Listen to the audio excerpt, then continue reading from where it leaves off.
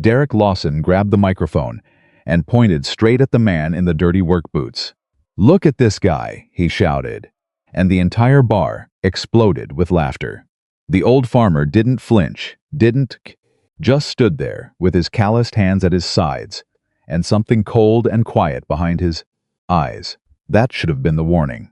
But Derek kept laughing right up until the moment he was staring at the ceiling, wondering what just happened to him.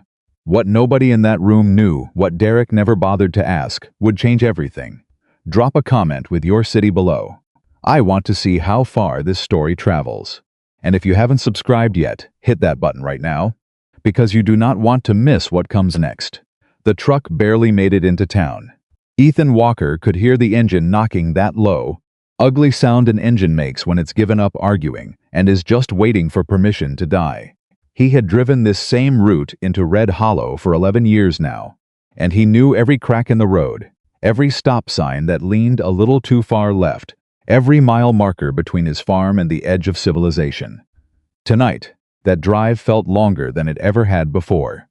He parked in front of Callahan's Hardware on Main Street, killed the ignition, and sat for a moment in the silence.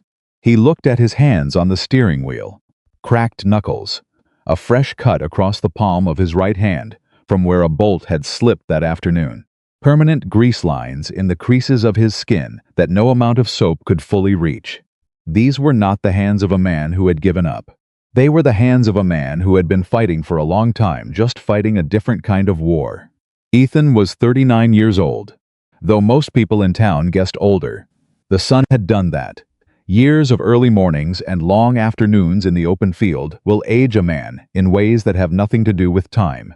His jaw was angular and set, his shoulders still broad, his posture still straight in a way that didn't quite fit the image of a worn-out country farmer. But people see what they expect to see, and what they expected to see when they looked at Ethan Walker was exactly that, a worn-out country farmer. Nobody looked deeper. Nobody asked questions. That was the way he preferred it. He had moved to Red Hollow after leaving the Navy, and he had worked hard to become invisible. Not suspicious invisible. Not strange invisible, just ordinary invisible. The kind of man people wave at from their car but never remember the name of. He drove the same truck, wore the same 3 jackets on rotation, ate breakfast at the same diner every Tuesday, and kept his eyes down when he didn't need them up. It was a discipline. That invisibility. It took real effort to become a man that nobody worried about. The only time that invisibility broke was with his daughter. Maya Walker was 8 years old, and she had her mother's laugh and her father's eyes, meaning she thought everything was funny and missed nothing. She was spending the night at her Aunt Carla's house in Crossfield, 45 minutes away, the same arrangement they had every time Ethan needed to handle something he didn't want her to see. He had called her before he left the farm. "Are you gonna be okay, Daddy?" she had asked. 8 years old, and she always asked that. "I'm always okay, Bug," he told her. "Promise?" He had paused just a half-second too long. "Promise," he said. He thought about that pause now, sitting in the dark truck. Half a second. That's all it was. But he had trained himself his entire adult life not to hesitate. And one small hesitation in front of his daughter had been enough to make him feel like he'd failed some kind of test. The truth was, he was not okay. Not tonight. Not even close. The problem had started with the PTO shaft on the harvester. Power takeoff shaft, the mechanical arm that connects the tractor to the harvester, had cracked clean through during the morning run. It was old equipment, the kind that should have been replaced years ago, and Ethan had been managing it the way a man manages a bad knee, carefully, patiently, knowing one day it would finally give out, hoping that day was somewhere in the future. That day had arrived.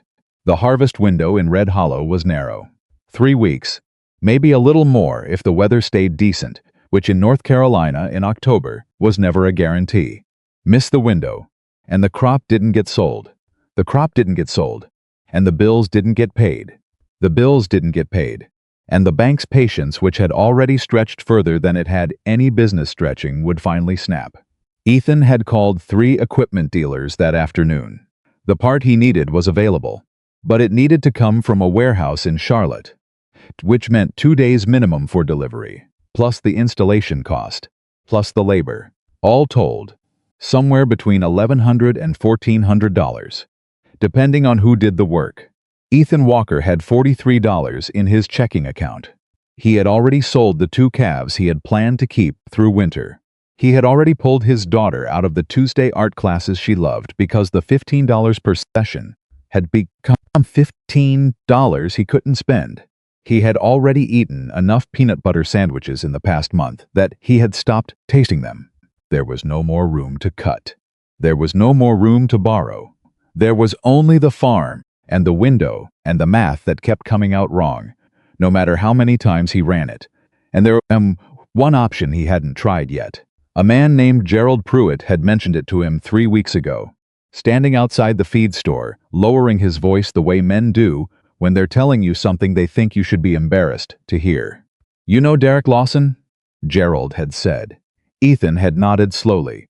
Everybody knew Derek Lawson. He does these match things every Saturday night at Murphy's Challenge matches. Anybody who can class 3 minutes gets $1,000. Gerald had paused. "I'm not saying it's something you'd want to do, Ethan, but you're built different than most folks. You've been in some kind of military service, right?" "I always kind of figured, thanks, Gerald," Ethan had said quietly, and walked to his truck. He had not thought about it again until tonight.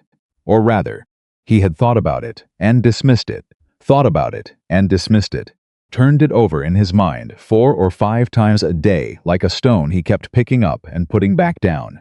Every time he put it down, he told himself the same thing. "You don't do that anymore.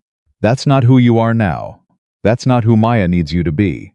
And then the PTO shaft cracked, and the math went wrong one final time, and he found himself sitting in his truck, outside Callahan's Hardware, listening to the engine tick as it cooled, telling himself he was just driving into town to think. Except he hadn't driven to the hardware store. He had driven to Murphy's Bar and Grill.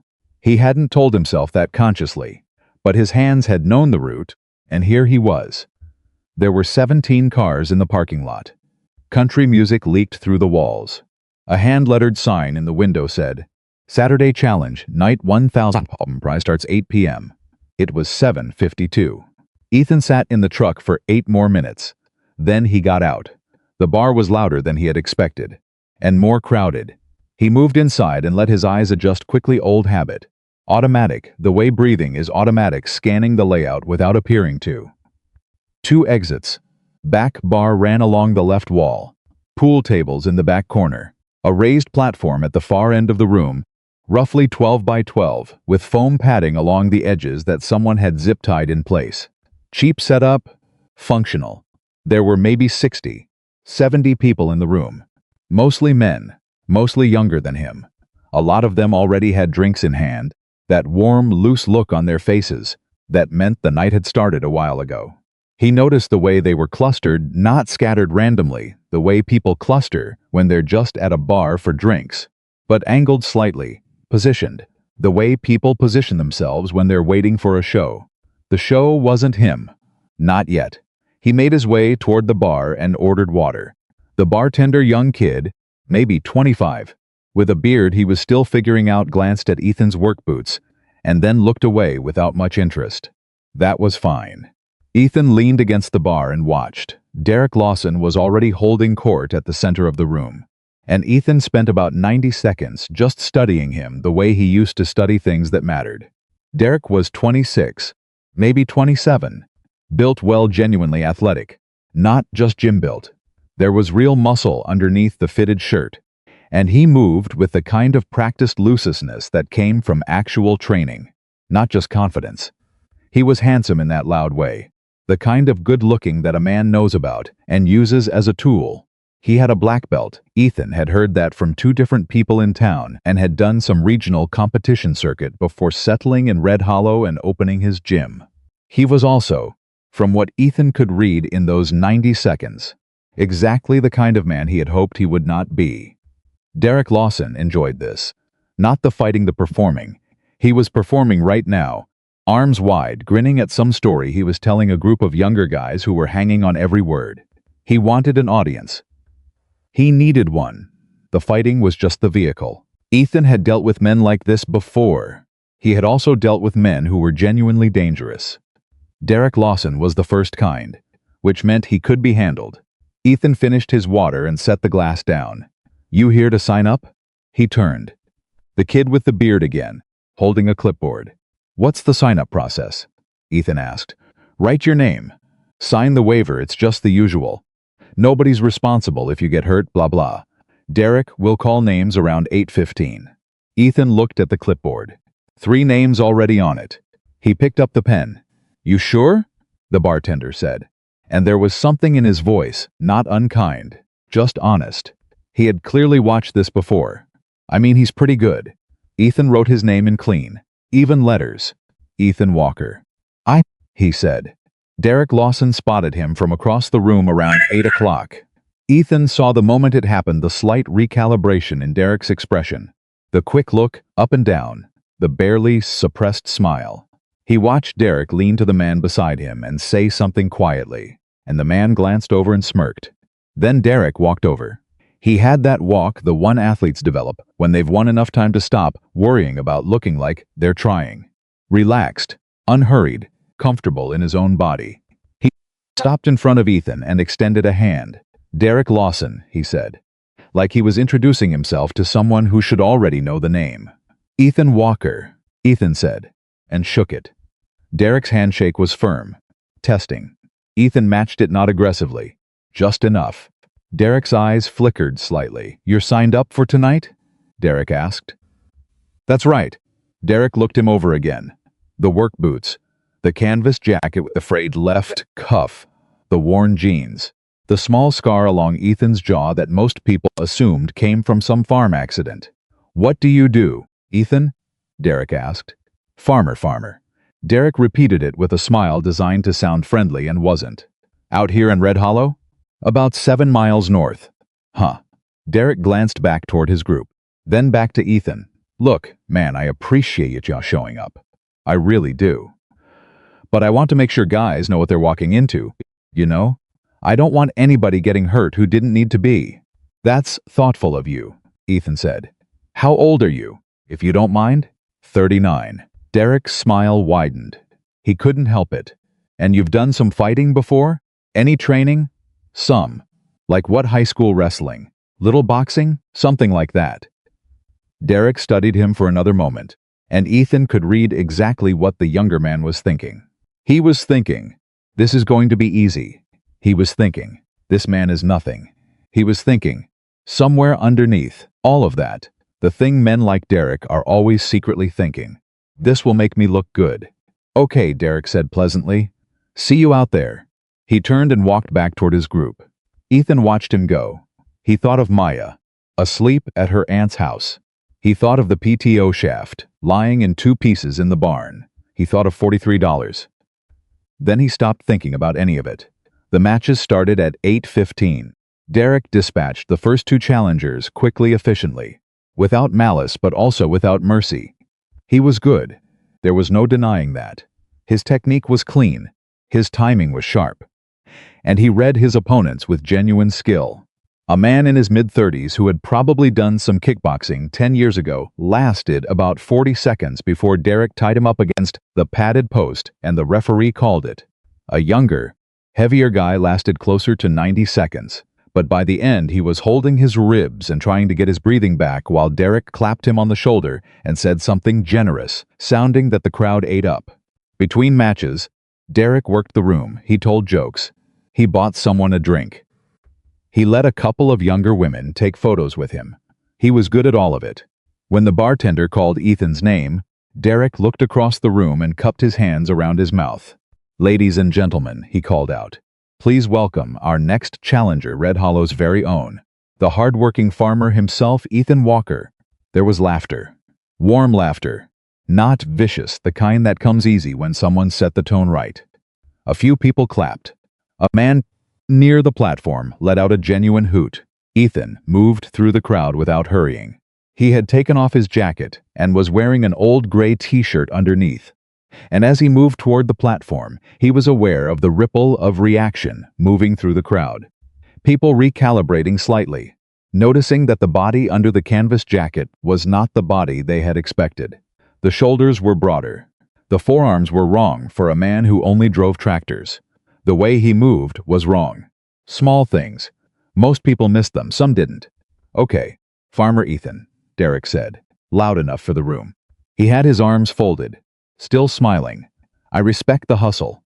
I want you to know that. $1,000 is a lot of money for 3 minutes of work, right?" He looked at the crowd. "Give the man some credit for showing up." More applause.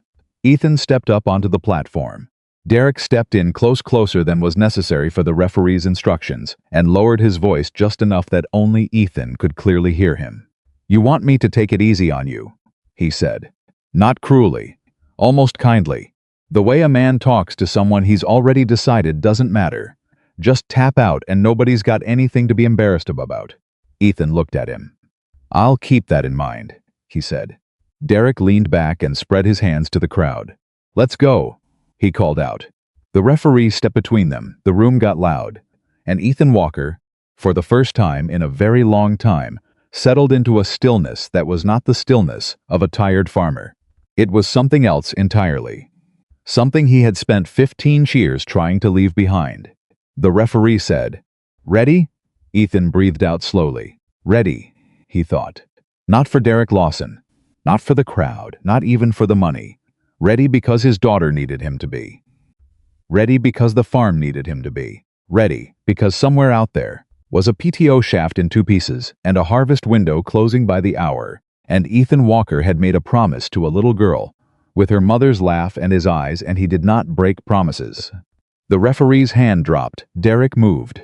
Derek moved fast. That was the first thing. He didn't ease into it the way some fighters do when they think the match is already decided. He came in fast. Because he was a professional. Because fast was what he knew. And because some part of him had read Ethan Walker's stillness and registered it as something that needed to be ended quickly. Credit to him for that. He had good instincts. He just had the wrong read. Derek opened with a sharp jab textbook, snapping the kind that's meant to test distance and establish rhythm. It was a good punch. It would have landed on almost anyone else in that room. Ethan slipped it by about 2 inches. Not dramatically. Not with a roll or a lean that said, "Look what I can do." Just a small, economical movement of his head, barely visible from the crowd. And the fist went past his ear like it had never been thrown. Derek reset immediately, good footwork. Weight balanced and threw again, this time a cross followed by a low kick to the thigh. Ethan checked the kick with his shin and redirected the cross with his forearm. And suddenly he was on Derek's outside, where Derek's right hand couldn't reach him. And for 1/2 of a second, Derek Lawson stood in a position that no opponent had ever put him in before. Off balance. On the wrong side. With no idea how he got there.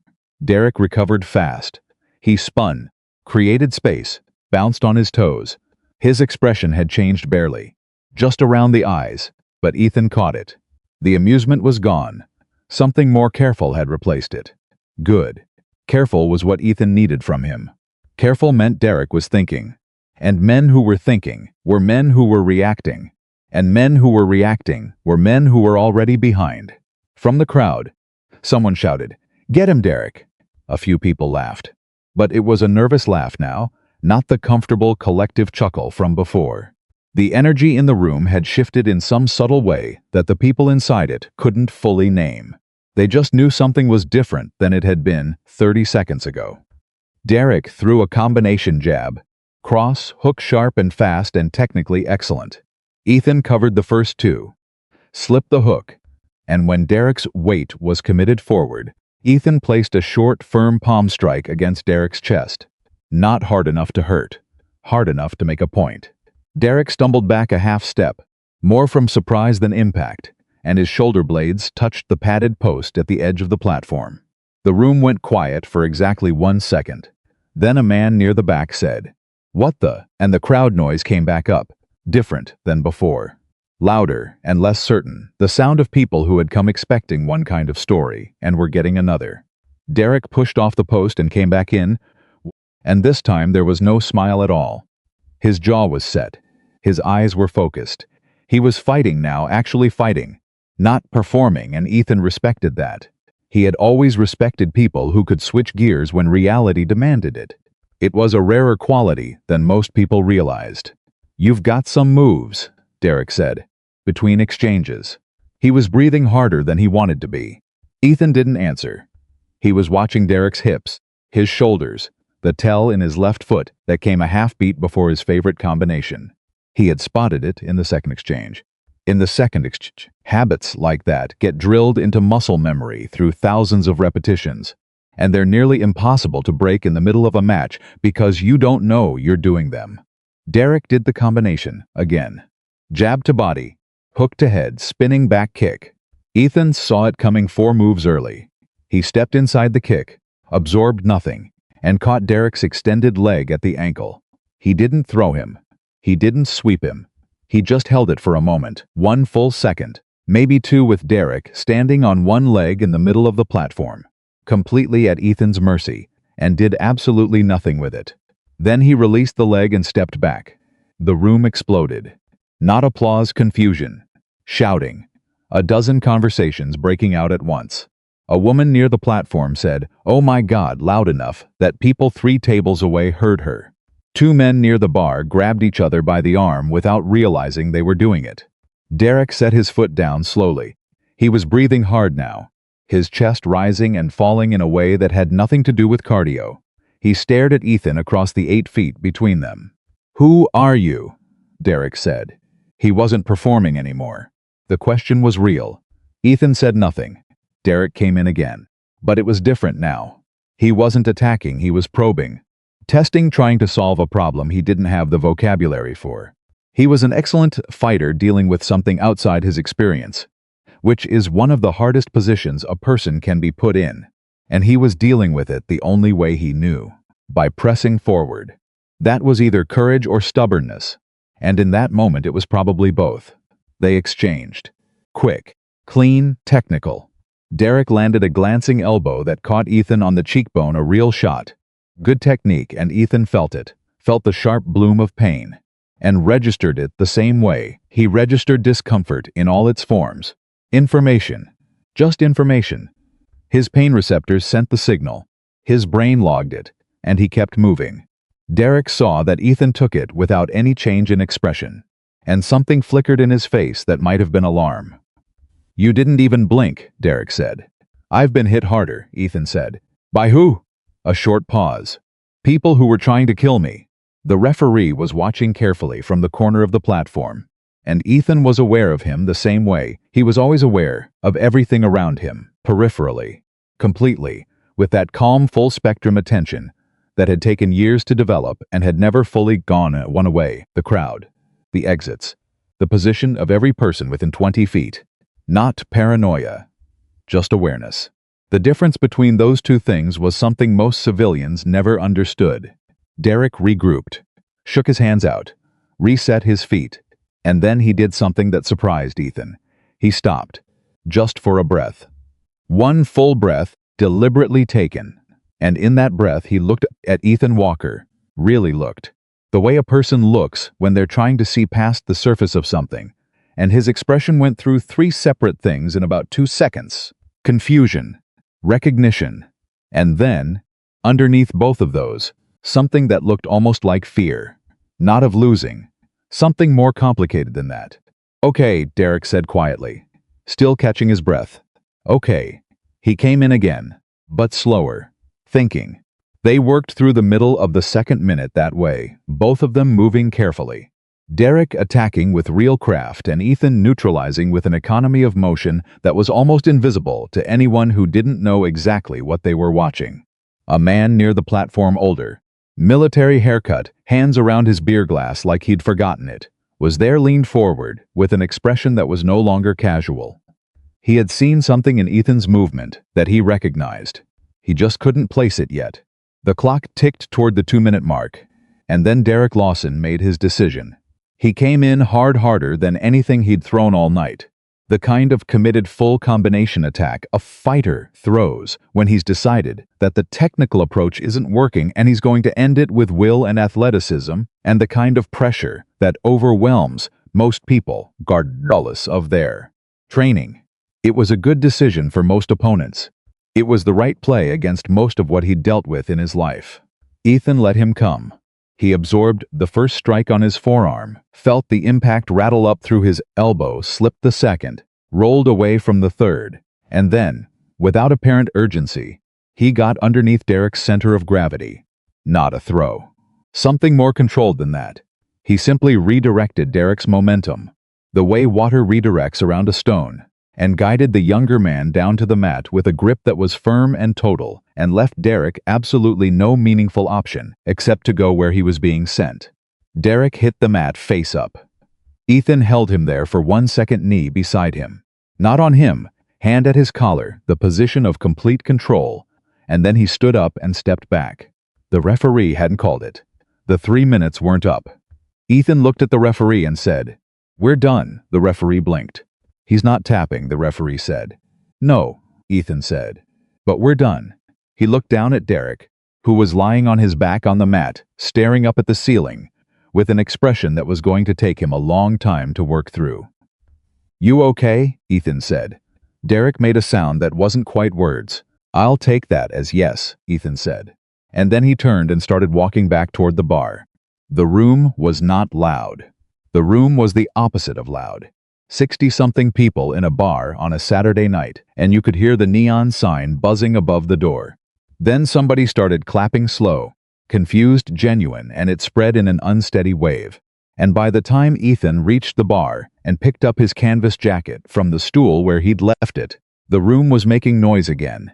But it was the noise of people who had just watched something they didn't have the right category for and were trying to process it out loud. The bartender, with the young beard, stood in front of him, with his mouth slightly open. "What was?" He started. "I'd like my water," Ethan said. The kid got him the water. Ethan drank it and kept his eyes down and waited for his heart rate to finish its slow, steady return to baseline. That was one of the things they had trained into him, the ability to bring himself back down quickly, to let the adrenaline metabolize without chasing it, or sitting in it, or letting it make decisions for him. He breathed. He drank the water. He waited.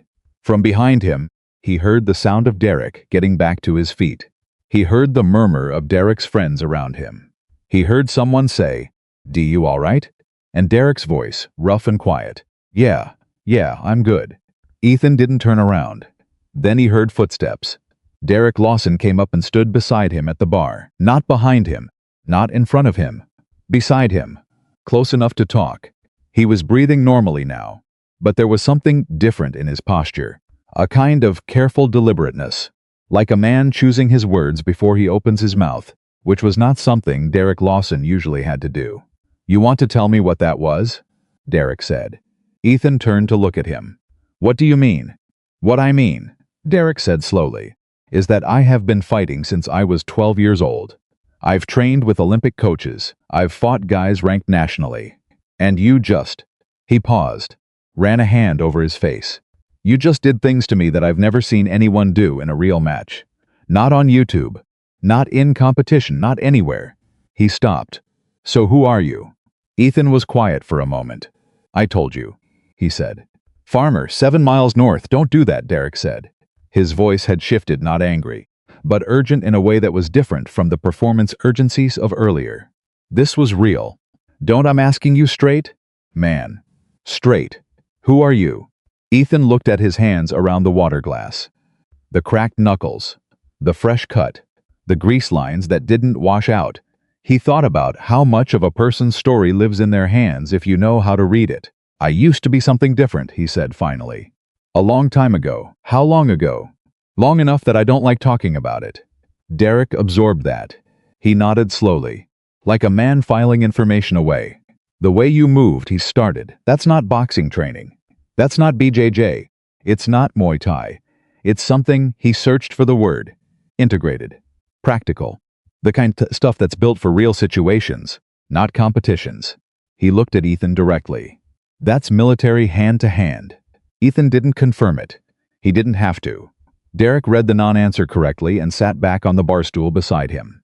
He was quiet for a moment, and in the quiet Ethan could hear the bar slowly returning, the music coming back up, the conversations restarting, the clink of glasses, and the low laughter of people who had moved past the shock and into the retelling phase. How much you need?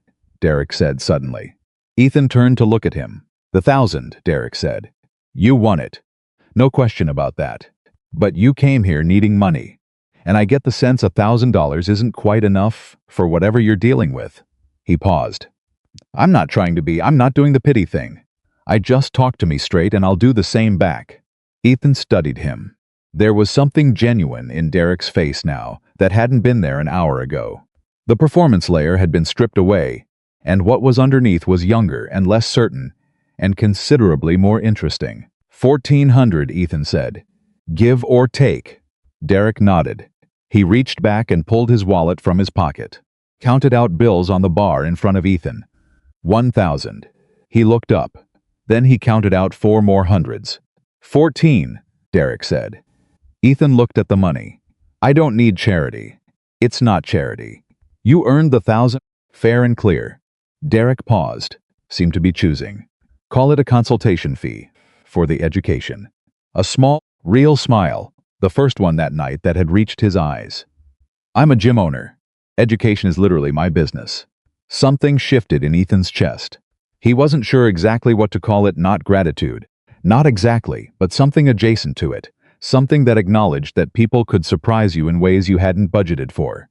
He picked up the money, folded it, put it in the front pocket of his jeans. Thank you, he said. Derek gave him a look that said he wasn't done.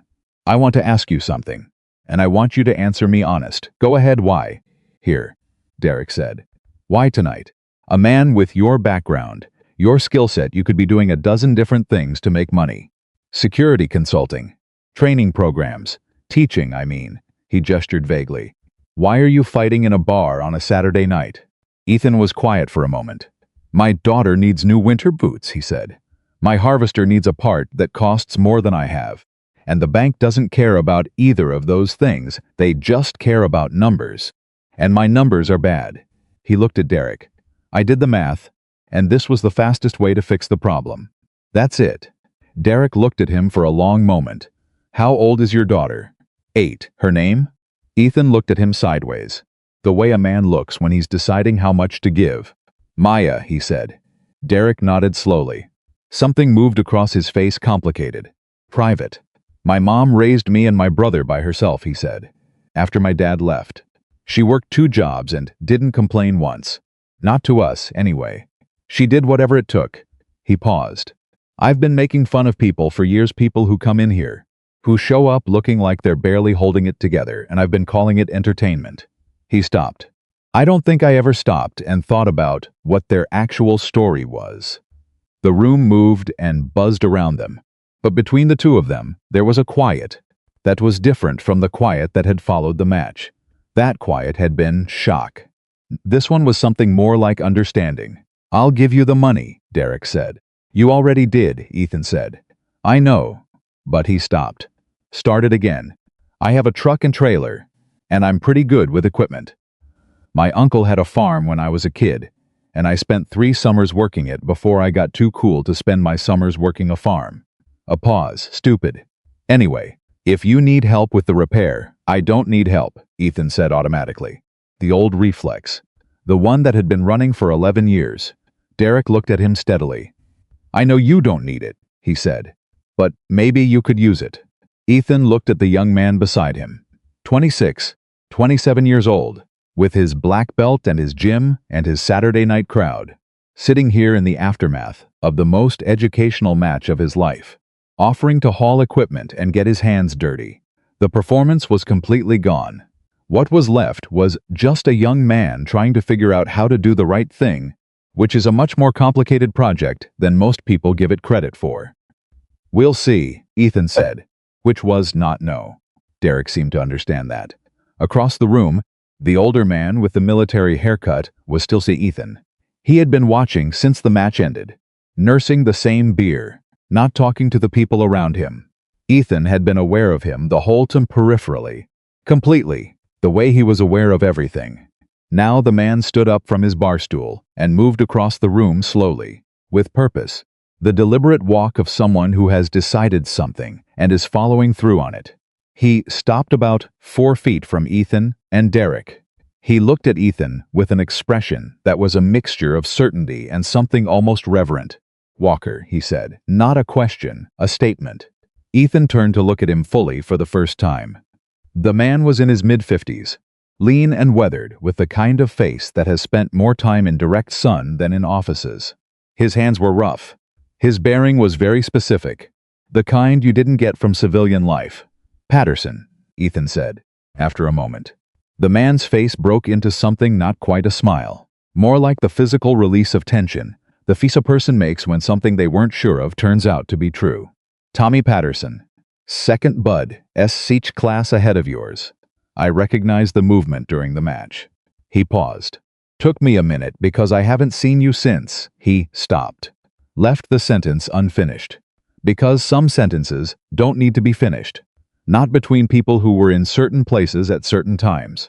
Derek Lawson was looking between the two of them with an expression that was trying to do too many things at once. "Bud S.H.," Derek said slowly. "That was the basic underwater demolition training program. The selection pipeline for Navy SEALs." Derek knew what that was. Everyone who followed combat sports or military, anything knew what that was.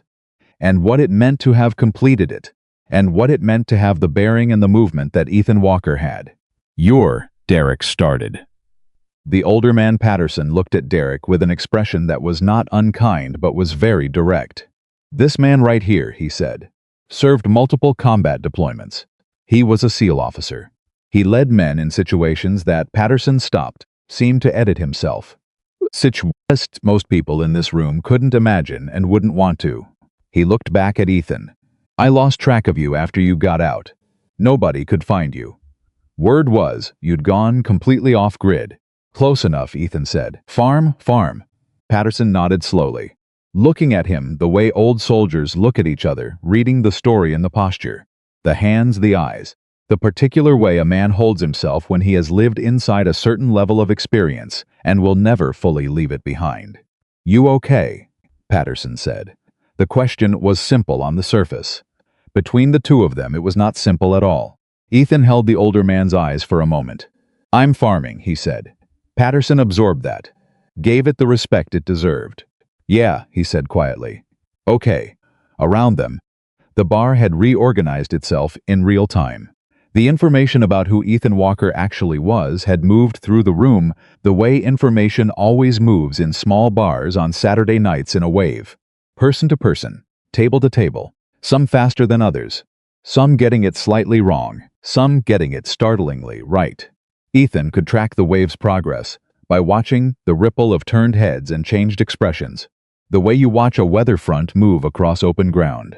A woman at a nearby table said quietly to the man beside her, "He's a Navy SEAL?" The man said was.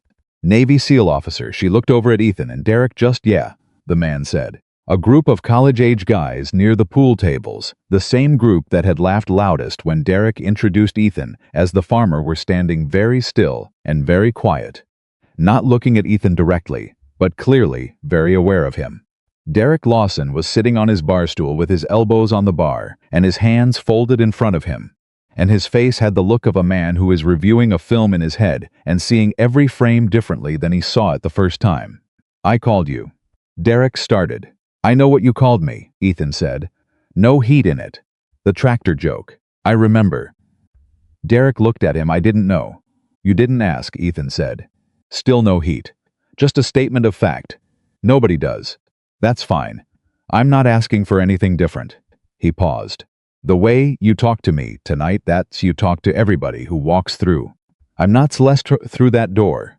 I'm not special in that regard. I was just the first one who happened to be in a position to show you it was a problem." Derek was quiet for a long time. Long enough that the bartender got uncomfortable and found something to do at the other end of the bar. "I've been doing this for 3 years, Derek said finally.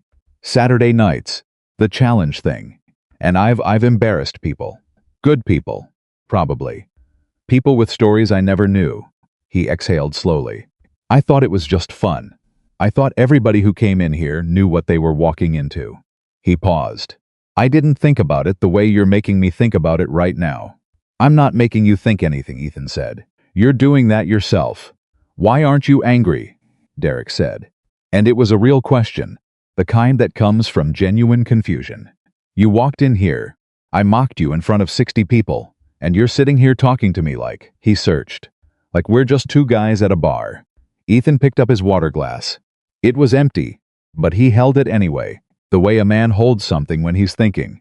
I learned a long time ago, he said, that the energy you spend being angry at someone who doesn't understand you is energy you're not spending on the people who need you. He set the glass down. My daughter needs me. My farm needs me. You. He looked at Derek carefully. You need something, but it's not my anger, and I'm not giving it to you. Patterson, standing a few feet away, made a sound that wasn't quite a laugh but was close. Derek looked at Ethan for a long moment. Can I ask you something personal? Derek said. You can ask. Your daughter's mom gone, Ethan said. Short. Not an invitation to follow up. Derek respected that, nodded once, moved on. And you've been doing it by yourself? The farm, your daughter, all of it? Yes. Since when? 3 years. Derek worked through that math. 3 years of solo farming with an 8-year-old and whatever ghosts followed a man home from the kind of service Ethan Walker had done. And the man sitting beside him was holding himself together with calloused hands and quiet discipline and the kind of love for his daughter that didn't announce itself but ran underneath everything like a current. You should have told me who you were, Derek said. When I was mocking you, you could have shut me down in about 30 words. Ethan looked at him. Why would I do that? Because, Derek stopped. Because it would have been fair. Fair, Ethan repeated. He seemed to turn the word over. Derek. The men I served with. The things we did. The people we lost. He paused. I don't use any of that to win arguments. I don't wear it to get respect. That's not what it... He glanced at the money folded in his pocket. I came in here for $1,400 and a PTG aft. That's it. Whatever else happened tonight. He gave a small, genuine shrug. That was between you and your mirror. The bar moved around them. Music. Voices. Ice in glasses. Normal Saturday night sounds that had absolutely no idea what was happening in this small pocket of the room. Patterson excused himself quietly, a real soldier's exit. No fanfare, and pressed his card into Ethan's hand before he left. Call me, he said. Anytime, for anything. Ethan put the card in his pocket without looking at it. Derek Lawson sat beside him and said nothing for a while. Just sat. Which, Ethan suspected, was not something Derek Lawson did, often or comfortably. The silence had weight to it, the weight of a young man, sitting with a version of himself he hadn't known existed until 40 minutes ago, and figuring out what to do about it. Then Derek said, quietly enough that only Ethan could hear, I want to be better than I've been. Ethan looked at him. That's a good start, he said. Outside, the night had gone fully dark. Somewhere 45 minutes away, Maya Walker was asleep at her Aunt Carla's house, and she would wake up in the morning with no idea what her father had walked into and walked through tonight. She would just know, the way kids know things without understanding how they know them, that her dad had kept his promise, that he was okay, that he was always okay. Ethan pulled on his canvas jacket and looked at the door. He thought about the PTO shaft, about the harvest window, about the math that had finally come out right. He thought about the way Derek Lawson had sat down beside him at the bar, not to challenge him, not to perform but to actually sit beside him and be a human being having a hard conversation. He thought about Patterson's card in his pocket, and the way the older man had said his name Walker with the particular weight that name carried between people who had been in certain places. He thought about Maya's laugh, and he stood up, put $1,400 in his pocket, and walked toward the door of Murphy's Bar and Grill in Red Hollow, North Carolina on a Saturday night in October, and the crowd parted for him without being asked. Some of them were watching with respect. Some of them were watching with something more complicated. All of them were watching, and Ethan Walker walked past every single one of them without looking back, the way a man walks when he has somewhere to be and someone waiting for him and not a single thing left to prove. The drive home took 22 minutes. Ethan knew because he counted them, the way he counted everything, not obsessively, not anxiously, just the steady habit of a man who had spent 15 years in environments where knowing exactly how much time had passed could mean the difference between walking out and not walking out. 22 minutes of dark road, and the old truck's knocking engine and the radio that only got one station clearly, which was playing a Conway Twitty song that Ethan's father had loved and Ethan had inherited the love of without meaning to. He drove with the window down despite the October cold. He needed the air, needed the bite of it against his face to help him process the particular kind of adrenaline calm-down that his body did after high-stress situations. Not a crash exactly. More like a long, slow exhale that started in his chest and moved outward through his limbs until everything was quiet again. His cheekbone ached where Derek's elbow had connected. He probed it once, with his fingertips, decided nothing was broken, and left it alone. The $1,400 sat folded in his front pocket. He put his hand on it once, felt it there, and then put his hand back on the wheel. When he got home, the farm was dark and still. He parked the truck, sat in it for a minute, and looked at the barn where the harvester sat with its cracked PTO shaft lying in two pieces on the barn floor like a broken promise. Tomorrow he would call the equipment dealer first thing in the morning. Tuesday delivery if he was lucky. Wednesday if he wasn't. Either way, inside the harvest window, the math that had been wrong for weeks was finally, narrowly, right. He went inside, washed his face, made coffee he didn't really need, sat at the kitchen table, where Maya's homework was spread out from Friday afternoon, a worksheet on long division, and a crayon drawing of what was clearly meant to be a horse, but looked more like a very confident dog. He picked up the drawing and looked at it for a while. Then he went to bed, and for the first time, in longer than he could clearly remember, he slept without dreaming. Sunday morning arrived, the way Sunday mornings on farms always do early, loud with birds, and completely indifferent to anything that had happened the night before. The cattle needed feeding. The fence on the east side of the north pasture had a post that had been leaning wrong for 2 weeks and needed resetting before the ground got hard. The truck needed an oil check. The world required what it always required, and Ethan Walker answered those requirements the same way he always did, methodically, without complaint, one thing at a time. He had just finished filling the feed troughs when he heard tires on the gravel. He didn't turn around immediately. He registered the sound, identified it as a single vehicle, tracked its deceleration slowing properly, not rushing, not aggressive, and filed it in the category of non-threat before he set down the feed bucket and turned to look.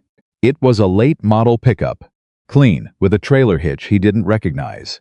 It stopped near the barn, and the driver's door opened, and Derek Lawson stepped out. Ethan looked at him. Derek was wearing work clothes, not gym clothes, not the fitted shirt from last night. Jeans, boots that had actually seen work before. A canvas jacket not entirely different from Ethan's own. He had a slight bruise coming up on his left cheekbone, symmetrical to Ethan's own, which struck Ethan as almost funny. "I said we'd see," Ethan said. "You did," Derek said. "That was last night. I know, I got up early." Derek glanced at the barn. "You call about the part yet?" "Not till 8. It's 7:43. A pause. "I know a guy at the equipment warehouse in Charlotte. He can probably get it here by end of day tomorrow if I call him." He pulled out his phone. "You want me to call him?" Ethan looked at him for a long moment. The thing about being a man who was trained to read people quickly and accurately was that it became impossible to turn off, even when you wanted to. He was reading Derek Lawson right now, the same way he had read him across the platform last night. Except what he was reading was entirely different. Last night he had read the performance, the confidence worn like armor, the need for an audience that ran underneath everything Derek did. This morning he was reading something stripped down to its foundations. A young man who had driven 45 minutes on a Sunday morning in work clothes to a farm he'd never been to help a man he'd spent the previous evening mocking, and who was standing here holding his phone and not making it into anything larger than it was. That was not nothing. "Call him," Ethan said. Derek called. The conversation lasted 3 minutes. He knew the guy. The guy knew him, and the kind of shortcut that exists between people who have done each other favors before moved through the phone line and came out the other end as a confirmed delivery for Monday afternoon. Derek hung up and said, "Monday by 4. Ethan nodded slowly. That was inside the window with room to spare. "Thank you," he said. Derek waved it off. "What can I do this morning?" Ethan studied him again. Then he tilted his head toward the north pasture. There's a fence post that needs resetting. Ground's still soft enough to work. My uncle taught me, Derek said. I was 14. I probably still know. Probably, Ethan said. They worked the fence post together, through the cool of the morning. And there was something in that work, the physical, practical, no performance required nature of it, that created a different kind of space between them than anything the night before had provided. Work does that. Real work, the kind that demands your body's attention and gives your mouth permission to move at its own pace, or not at all, creates an honesty that's hard to manufacture any other way. They were half an hour into it when Derek said, without looking up from the post hole he was packing down, "How long were you in?" 15 years, Ethan said. All active? Most of it. A pause. The sound of gravel being tamped. How many deployments? More than I'd like to count. Derek absorbed that. He knew enough to know. That was an answer, not an evasion. You miss it? Ethan set his tamping rod down and looked at the horizon for a moment. I miss my team, he said. I don't miss what we had to do. Derek was quiet. Then, you lost people. It wasn't a question. Yes, Ethan said. Friends, brothers? Ethan said, just the one word. Let it sit there in the cold morning air. Derek didn't say he was sorry. Ethan appreciated that. The men he'd lost didn't need to be apologized to, they needed to be remembered. And they were, every morning, in the particular quality of attention Ethan gave to being alive on say that weren't. They worked in silence for a while after that. And the silence was easy, which Ethan hadn't expected. He had gotten accustomed to solitude over the past 3 years, learned to wear it the way you wear a coat that fits well. Not because the weather is always cold, but because you've stopped noticing you have it on. Having another person working beside him on his own land should have felt like an intrusion, but it didn't. He filed that observation away without deciding what to do about it. It was coming up on 9:30 when his phone rang. He looked at the screen. Carla, his sister-in-law. Maya's aunt. Morning, he said. Ethan. Carla's voice had something in it. Not alarm, but something close to the vicinity of alarm. Maya's fine, she said immediately, which is how you start a sentence when you need the other person to hear the most important part first. But she's asking for you, and she won't eat breakfast until she talks to you. And she says, a small pause, and Ethan could hear the smile in it even through the urgency. She says she needs to hear your voice to make sure your promise is still working. Ethan turned away from Derek and walked a few paces. Put her on. There was a shuffle and then, Daddy, hey Bug, your promise is still working, right? Still working, he said. Perfect condition. Hasn't missed a day, you're not hurt? He touched his cheekbone with 2 fingers. Not even a little bit. A pause. The particular pause of an 8-year-old doing the math on whether she believes you. You sound the same, Maya said finally. You sound like normal Daddy. I am normal Daddy, he said. I'm setting a fence post with a guy named Derek. We're going to have the harvester fixed by Monday. And I need you to eat your breakfast at Aunt Carla's because she makes those eggs the way you like. With the cheese on top? With the cheese on top. Another pause. Okay, she said. I love you. Daddy, I love you more, Bug. That's not possible. I know, he said. It's still true. He heard her laugh, that laugh.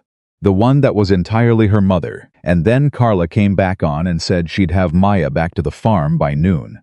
And Ethan said that was fine. That was perfect. And he hung up. He stood for a moment with the phone in his hand and the morning around him. Then he walked back to the fence post. Derek was watching him with an expression he didn't try to hide. It was a frank, open, slightly wondering expression. The way a person looks when they have watched someone have a completely ordinary conversation that has also somehow told them everything they needed to know. That's Maya, Ethan said. Not a question. That's Maya, Derek said. She sounds like she's got your number. She's had it since she was 3 years old, Ethan said. Derek smiled. The first real one Ethan had seen from him that wasn't performing anything. It changed his face, completely made him look younger.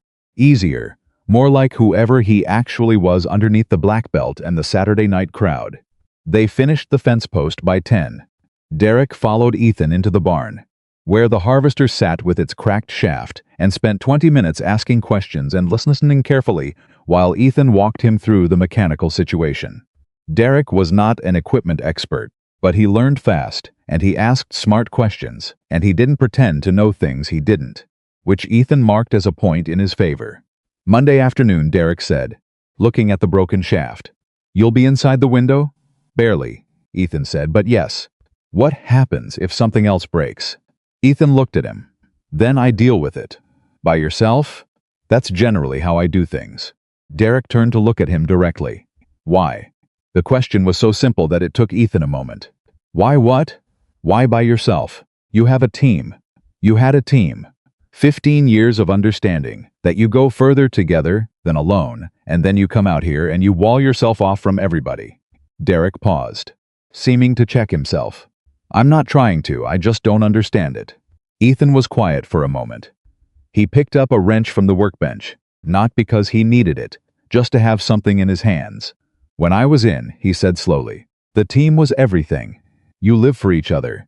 You'd die for each other, and some of them—" He stopped. Started again. "Some of them did. And when you lose people that way, people that close, you start to think, another stop." The words were coming out in a way he wasn't entirely in control of, which was unusual. He was normally very in control of words. You start to think that the loving people, that close thing, is maybe the most dangerous thing you can do, not because of what other people might do to you, because of what it does to you when it goes wrong. The barn was very quiet. "So you came out here," Derek said. "So I came out here," Ethan said. "Just me and Maya and the farm. And you've been running it solo for 3 years." "Yes. And you're exhausted," Derek said. Ethan looked at him sharply. Derek held his ground. "I'm not saying it like it's a weakness. I'm saying it because it's obvious to someone who's been watching you for the past 18 hours. You're carrying everything by yourself, and you've convinced yourself that's just how it has to be. And I think you came in last night not just because of the money." He paused. "I think you came in because some part of you needed to know that you still could, that you're still you." The silence stretched out. Ethan set the wrench down. "You're pretty perceptive for a guy I just met," he said.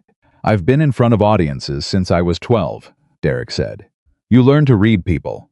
A small pause. "Takes longer when you're using it for the wrong thing." The sound of tires on gravel came through the barn walls. Ethan checked his watch. 11:58. Carla was early. Maya hit the barn door at a dead run. She was wearing her purple rain boots, the ones with the frogs on them, and her hair was everywhere. And she covered the distance between the door and her father in approximately 4 seconds, and hit him with the full velocity of an 8-year-old who has been away overnight and needs to verify with her entire body that the person she loves most in the world is actually standing there. Ethan caught her, lifted her, held her with the ease of a man who has done this 10,000 times and never once taken it for granted. "Normal daddy," Maya announced into his shoulder. Satisfied. "Normal daddy," he confirmed. She pulled back and looked at his cheekbone. Her eyes narrowed in that careful way that made her look 25 years older than she was. "What happened to your face?" "Bumped it." "On what?" "A thing." She gave him the look. He gave her the look back. She decided to let it go, which was a negotiation they had developed over years and executed in about 2 seconds. Then she noticed Derek. She looked at him with the frank, unguarded appraisal that children deploy before they learn to be polite about it. "Who are you?" she said. "Derek," he said. He crouched down so he was at her eye level, which was either instinct or intelligence, and Ethan guessed it was some of both. "I'm helping your dad with some stuff on the farm today." "Do you know about farms?" Maya asked, in a tone that communicated she had opinions about people who did not. "My uncle had one," Derek said. "I used to help in the summers." "What kind of animals?" "Mostly cows. Some chickens." Maya considered this. "We have cows," she said. "Do you want to see them?" Derek looked up at Ethan. Ethan tilted his head in the direction of the pasture. "She'll take you." Maya grabbed Derek's hand with the casual authority of a child who has decided you're acceptable, and Derek Lawson, black belt, gym owner. Saturday night crowd controller, let himself be led across the barn by an 8-year-old girl in frog rain boots without a moment's hesitation. Carla came in from the driveway as they went out. She was 44, Ethan's late wife's older sister, with Sarah's same dark hair and a way of looking at Ethan that was partly concern and partly exasperation, and partly love, the precise mixture that family delivers. The kind that doesn't give you the option of pretending you're fine when you're not. She looked at his cheekbone. "What did you do?" "I solved a problem," Ethan said. "With your face?" "Partly." She folded her arms. "The $1,400 you texted me about at 11 last night. The harvester part's covered," he said. "That's not what I asked." He looked at her steadily. "I'm fine, Carla." She looked at him for a long moment. Then her eyes moved to the open barn door, where the sound of Maya's voice could be heard explaining something very serious about the personalities of individual cows to a grown man who was apparently listening with full attention. "Who is that?" Carla said. "Derek Lawson." "The fighter? From the gym on Maple?" "Yes." Another pause, longer. "Why is he here?" "He's helping with the fence," Ethan said. Carla looked at him, then at the door, then at him again. "Ethan Walker," she said, in the specific tone women use when they are choosing not to say the actual thing they're thinking. "You are the most complicated and simple man I have ever met in my life. I've been told," he said. She stayed for lunch. Ethan made sandwiches, the way he always did, methodically. Without ceremony, enough food for everyone, and the four of them sat around the kitchen table, and Maya talked for most of it, which was right and good, and the way things should be, her voice filling the kitchen the way it always did, pushing out the quiet that sometimes sat too heavy in that room. Derek ate 2 sandwiches and answered Maya's questions about martial arts, with what Ethan assessed as genuine care, not talking down to her, not performing for the adults, just answering what she asked in language that was honest and appropriately scaled. When she asked him if he could teach her a move, he looked at Ethan first. Ethan said, after lunch. Maya looked like she had won something. They were clearing plates when Carla's phone buzzed. She looked at it, then looked at Ethan with an expression that shifted the entire temperature of the room. "What?" Ethan said. She turned the phone toward him. It was a Facebook post. Local Red Hollow community group. Posted 3 hours ago by someone who had been at Murphy's the previous night. It had a photo taken on someone's phone. Slightly blurry, the quality of something grabbed quickly of Ethan on the platform. In the moment after he'd taken Derek down. He was standing with his back half turned, and you couldn't see his full face, but you could see enough. You could see the posture, the bearing. The post said, "Does anyone know who this guy is? He was at Murphy's last night. I heard he's a Navy SEAL. He destroyed Derek Lawson in like 2 minutes and then just walked away. My brother said he looked like a professional. Someone said his name is Walker and he farms up on County Road 7. It had 43 comments. Ethan read it twice. "How many people saw that?" he said. "The post has been shared 11 times, Carla said. Derek was looking at it over Ethan's shoulder. He said nothing. His jaw was tight. Ethan set the phone down on the table. He breathed. He thought about the quiet he had built here. The invisible life he had constructed with such deliberate care over 3 years, the way he had become, the man nobody worried about. He thought about what it meant if that changed. He thought about Maya, who was in the next room and had no idea. "It'll blow over," Derek said. His voice was quiet and he was watching Ethan carefully. "Maybe," Ethan said. "Small town Facebook. Something else happens. People forget. Maybe," Ethan said again. But they both knew that maybe wasn't the same thing as probably. Carla picked up her phone. "I'm going to comment that the post is wrong," she said. "That it was somebody else. That the name's wrong." "Don't," Ethan said. She looked at him. "Lying doesn't fix it," he said. "It just adds something to fix on top." Maya came back into the kitchen at that precise moment, carrying the drawing of the very confident dog horse, which she had apparently decided to give to Derek as a gift. She held it out to him with the solemn gravity of making significant diplomatic gesture. Derek took it with both hands, looked at it seriously. "Is this a horse?" "It's a horse," Maya said, with full conviction. "I see it," Derek said. "I'm going to hang this in my gym." Maya looked pleased. Then she looked at the adults' faces and read what children always read, which is not the specific content of adult problems, but the general fact that problems exist. Her eyes went to her father. "Daddy," she said carefully. "Is something wrong?" The kitchen was very quiet.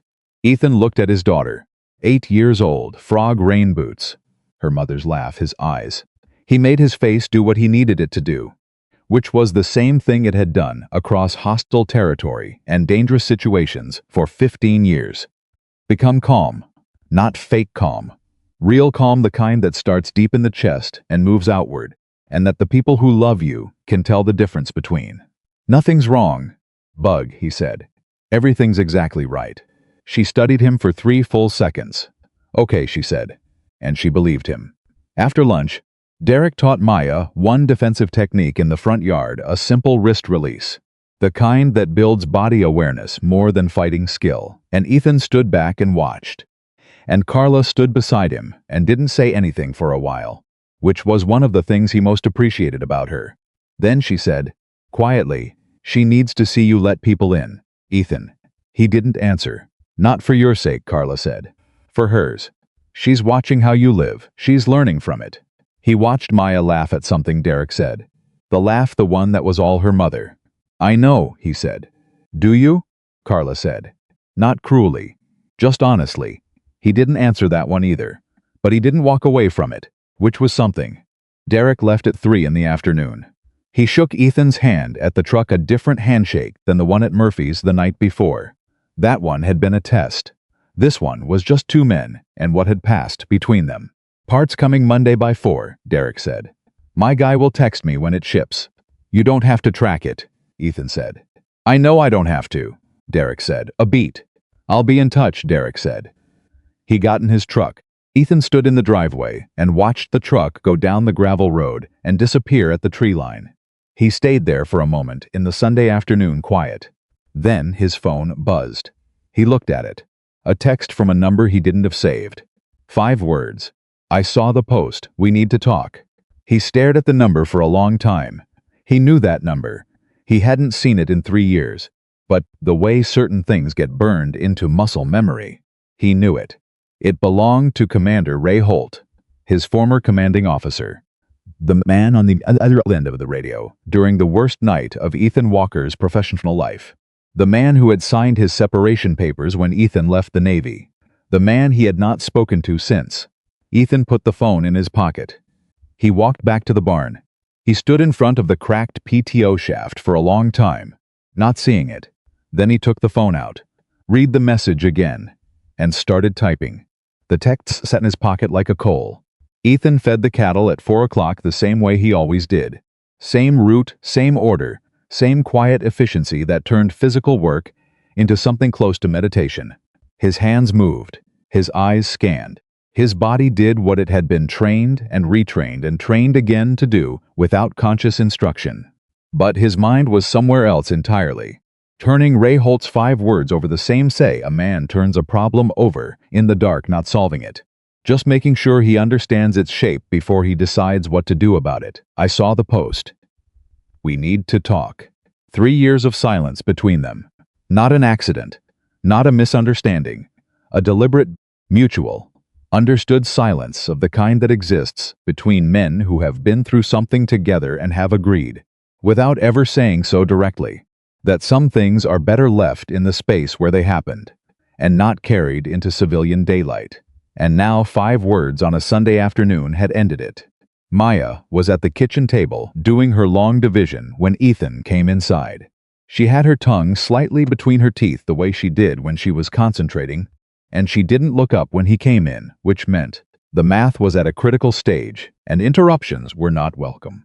He washed his hands, poured himself coffee, and sat across from her and waited. 3 minutes later she looked up. "I got them all," she said. "Show me," he said. She pushed the worksheet across the table. He went through each problem, not quickly, not as a formality, but the way he did everything that mattered, with full attention.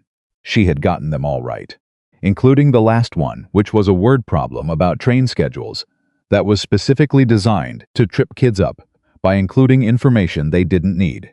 "Perfect," he said. "I know," she said, completely without arrogance. "Just statement of fact." He smiled, pushed the worksheet back.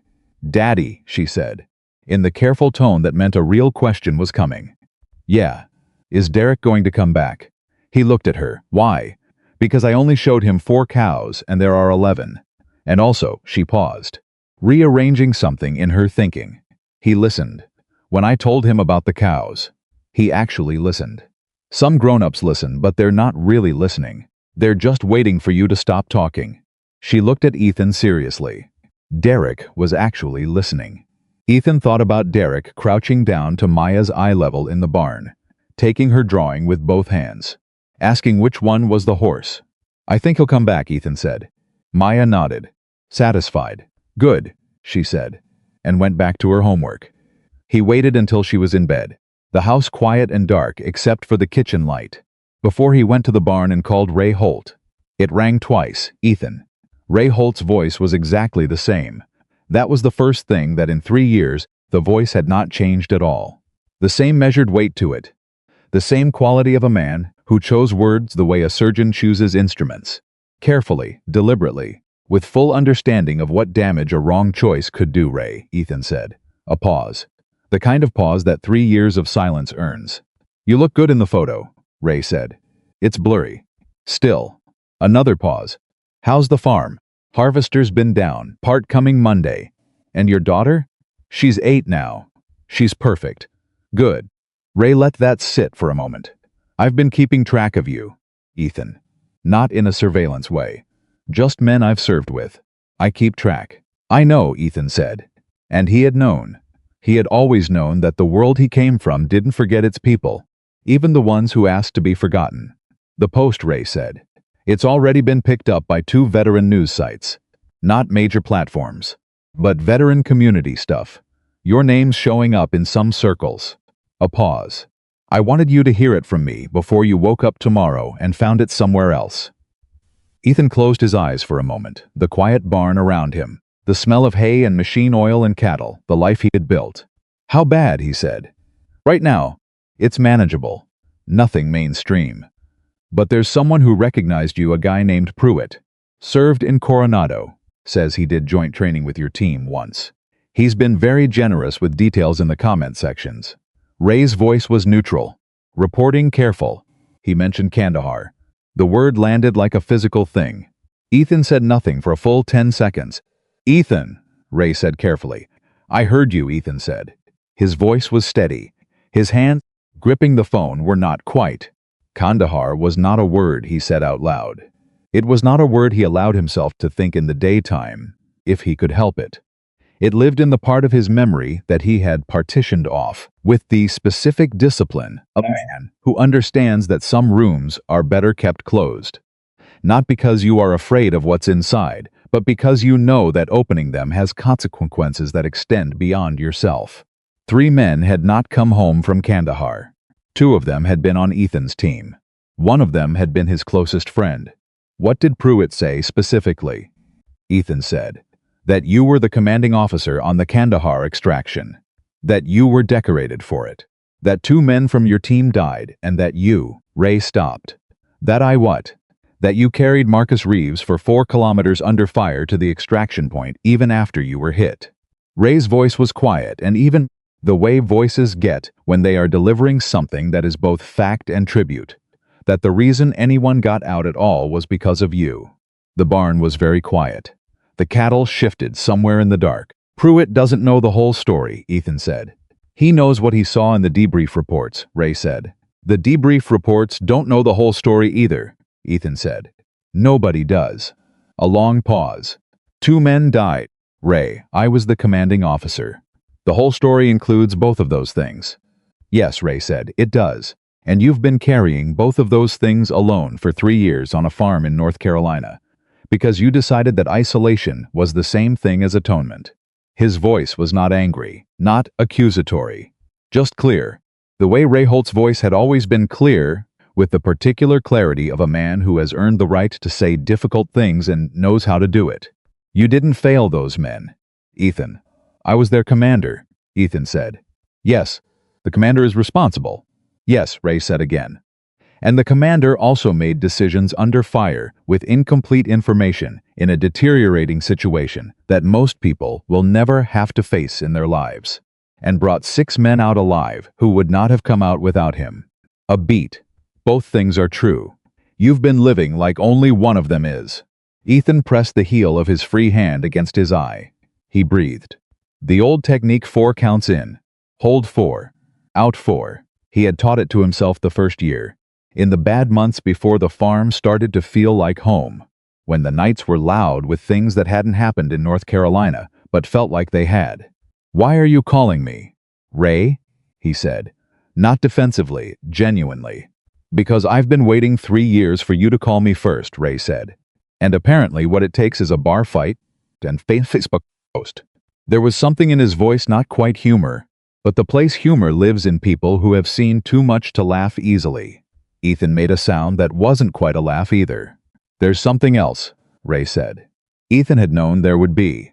5 words and a phone call on a Sunday evening was not just about a Facebook post. Ray Holt did not make personal calls for small reasons. "Tell me," Ethan said. "Marcus Reeves's brother," Ray said. "James Reeves. He's been looking for you." Everything in Ethan went still. Marcus Reeves. His point man. His friend.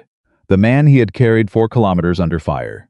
The man who had died anyway, 3 weeks later, from complications of wounds sustained during the extraction, in a hospital in Germany, while Ethan was in a different hospital 200 miles away, being told that he was going to keep the arm he had been told he might lose.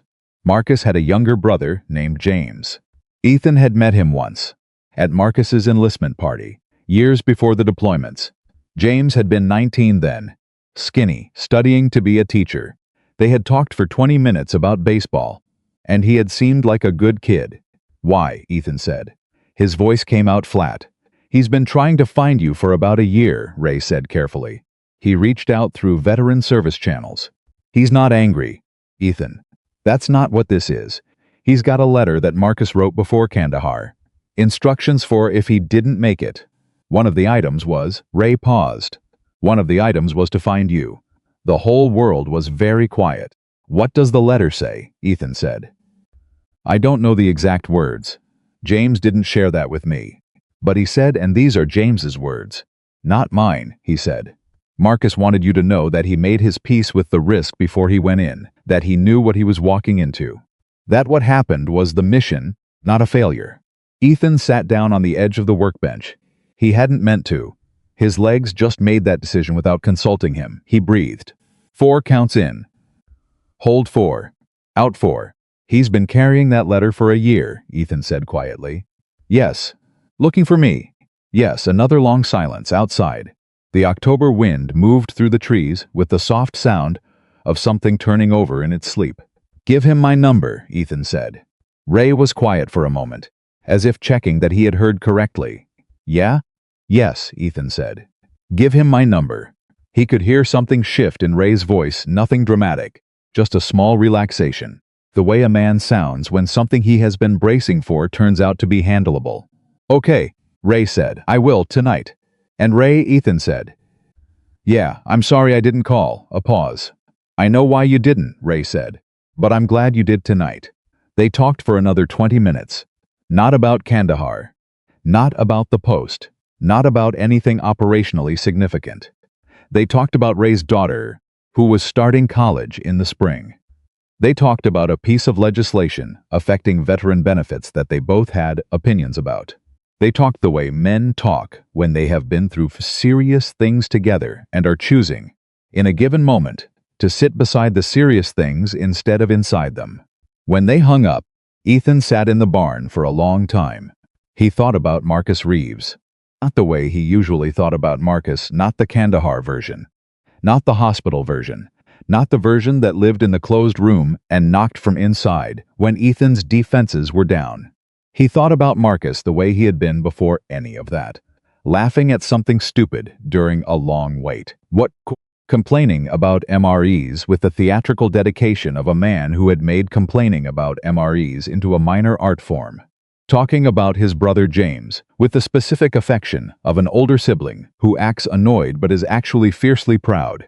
He thought about a 19-year-old kid who was now probably in his late 20s, carrying a letter for a year, looking for a man who had made himself as invisible as he knew how to be. He thought about what it meant that Marcus had written the letter, had anticipated, had prepared, had wanted Ethan specifically to hear something. He wiped his face with the back of his hand and stood up. Monday morning began at 5:15. The way all mornings on the farm began, The cattle. The feed. The slow early light inspection of the property that Ethan did every day without fail. Not because anything was likely to be wrong, but because the act of looking, of actually seeing what was in front of him, rather than what his mind projected onto it, was something he had decided, years ago, was worth the 20 minutes it cost. He was back inside by 7 when his phone rang. Unknown number. He let it ring 3 times while he decided. Then he picked up. "Is this Ethan Walker?" A man's voice. Mid-20s. Maybe early 30s. Slightly formal, the way people get when they've rehearsed a phone call. "Yes," Ethan said, a breath. "This is James Reeves. I'm Marcus's brother." A pause. I know you probably weren't expecting this so early. Commander Holt gave me your number last night, and I told myself I was going to wait until at least 9 in the morning to call. But I've been waiting a year to make this call, and I couldn't." He stopped himself, regrouped. I'm sorry for calling so early." "It's fine," Ethan said. "I've been up since 5. "Right," James said. "Of course you have."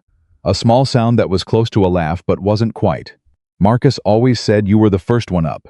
Every time. He used to say you had some kind of biological alarm system that didn't need a clock." Something moved through Ethan's chest. He stood very still. "He was right," Ethan said. "I never needed a clock." "No," James said. And then, quietly, "I have a letter." "I know," Ethan said. "Ray told me." "I've been looking for you for a year," James said. "I tried 3 different veteran service organizations. I reached out through the Navy. It took a long time. No accusation in it. Just fact, stated plainly." "I'm sorry for that," Ethan said. "I don't think you owe me an apology," James said. "I think you were trying to protect yourself." "Marcus said you would," he said, a pause. "The sound of paper. Something unfolding," he said. "And I'm reading directly here," he said. "Ethan will have gone somewhere quiet, and he will be convincing himself that going quiet is the right thing for everyone. Tell him it isn't. Tell him Maya needs to see her father living, not just surviving." Ethan's jaw tightened. He said nothing. "He wrote that before she was born," James said quietly. "Before your wife's pregnancy. He knew you well enough to know what you would do if things went wrong. And he wanted me to find you and say that to you." A pause. "I think he wanted you to hear it from someone who loved him. Not from a report. Not from a commendation, from his brother." The kitchen light hummed. Outside, a bird started up the particular morning conversation it had every day at this hour. Oblivious and persistent and perfect. "How old are you now?" Ethan said. 28, James said. "Are you still teaching?" A pause. "How did you know I was going to be a teacher?" "Marcus told everyone," Ethan said. "He was proud of you. He talked about you like..." Ethan stopped. "Chose. Like you were the best thing that had come out of his family in a generation." He meant it. The silence on James's end was the specific silence of a person receiving something they needed very badly and are trying to hold carefully. "He was proud of you too," James said finally. His voice was rough at the edges. "You're in the letter. You're in it a lot. Not just the last part. He talks about you like..." James seemed to be composing himself, like someone talks about a person who changed how they understood things. He said, "You taught him that the bravest thing a man can do is decide what he's fighting for, and then make every decision from that place." A breath. He said, "Most people spend their whole lives fighting for things they never consciously chose." Ethan put his free hand flat on the kitchen table. He breathed. 4 counts in. Hold 4. Out 4. "I'd like to meet you," James said. "Not to talk about what happened over there. I know you don't owe me that, and I'm not asking for it. Marcus wanted me to find you. I found you. And I'd like to look at you in person and tell you what his letter says in person. That's all." "Yes," Ethan said. James didn't say anything for a moment. "Yes," he said. "Come to the farm," Ethan said. "Whenever works for you." "I'm in Raleigh," James said. "That's, 2 hours?" "About that. This weekend?" "This weekend is fine," Ethan said. "Saturday. Come for lunch." Another pause. Longer. When James spoke again, his voice was different, not composed different. Not performing different. Just genuinely different. The way a voice changes when the weight it's been carrying for a long time has shifted. "Thank you," James said. "Marcus was my brother too," Ethan said. "I should have found you a year ago." I'm sorry I didn't. After he hung up, Ethan sat at the kitchen table for a while. The morning light came through the window the way it always did, hitting the same corner of the table it always hit. Maya's long division worksheet was still there. Perfect score, pushed to the side from last night. He heard her feet on the stairs. The particular pattern of an 8-year-old coming down, no caution, no stealth, just the full-bodied commitment of someone who has decided to be awake and is following through on it completely. She appeared in the kitchen doorway in her pajamas, hair completely disordered, looking at him with clear eyes. "You're at the table," she said, as if this required notation. "I'm at the table," he confirmed. "You have your thinking face," she said. "Do I? The one where you look like you're solving something, but the something isn't a tractor." She came and climbed into the chair across from him with the natural expertise of a kid who has done this thousands of times. Looked at him. "Are you okay?" He looked at his daughter. Thought about Marcus writing a letter. Thought about James carrying it for a year. Thought about Ray Holt waiting 3 years for a phone call. Thought about Derek Lawson in work boots on a Sunday morning, asking what he could do. He thought about the room he had built around himself, the careful invisible life, the walls that he had told himself were protection, and that other people were beginning to show him were something else. "Yeah, bug," he said. "I think I'm getting there." She studied him carefully. "Getting there isn't the same as being there," she said. He looked at her. 8 years old. Her mother's laugh, his eyes. Smarter than either of them. "No," he said. "It's not, but it's the right direction." She seemed to accept that. She reached across the table and put her small hand over his cracked, grease-lined, scarred hand. Just put it there. Didn't say anything else. He turned his hand over and held hers. They sat like that while the morning came fully into the kitchen, neither of them talking, the farm moving around them, the way the farm always moved, requiring what it always required, steady and patient and indifferent to everything except the fact of the people inside it. At 10 o'clock Monday morning, Derek's truck pulled up the gravel drive again. He had a guy with him this time mid-30s, quiet, clearly someone who worked with his hands professionally. They had the PTO shaft, wrapped in packaging from the warehouse in Charlotte, and tools Ethan hadn't asked them to bring. Derek got out and held up the part, like it was nothing, like it was just a thing he had picked up on the way. "Your guy called at 8, Ethan said. "I know. I was already on the road." Derek set the part down and looked at the barn. "You want to get into it?" Ethan looked at him. Then at the barn. Then back at Derek. "Yeah," he said. "Let's get into it." They worked through the morning. The three of them, Ethan, Derek, and Derek's guy whose name was Phil and who turned out to know farm equipment with a thoroughness that prior experience, worked the harvester with the specific communal focus of people engaged in a concrete problem that has a definite solution. There was something clean about it, something that didn't require interpretation. At one point, halfway through the installation, Derek said, without looking up from what he was doing, "You all right? You've got to look." "I talked to Marcus's brother last night," Ethan said. "He's coming Saturday." Derek didn't ask who Marcus was. He read the weight of the name and left it where it was. "That a good thing?" he said. "I think so," Ethan said. "Yeah, I think it is." "Good," Derek said, and handed him the torque wrench. The harvester was running by 2:15 in the afternoon. Ethan stood in the barn and listened to the engine turn over steady, even, functional, and felt something releases in his chest that had been clenched since the morning the shaft cracked. He stood there for a moment, just listening to it run, and Phil said, "Good to go," and Derek said nothing at all. Just stood beside him with his arms folded and listened to the engine, with the specific respect a man gives to a thing that was broken and is now fixed. "Thank you," Ethan said. "Don't mention it," Derek said. "I mean it." Derek looked at him. "I know you do," he said. "That's why I said, don't mention it." A pause. "We're square." More than square. Phil packed his tools, shook Ethan's hand, left without ceremony, which Ethan appreciated. Derek stood by his truck and looked at Ethan with the expression of a man who has something else to say and is deciding whether to say it. "Say it," Ethan said. Derek almost smiled. "The gym," he said. "I've been thinking about what I've been doing there. The Saturday things. The challenge setup." He paused. "I want to change it. I don't know exactly how yet, but I want it to be something different.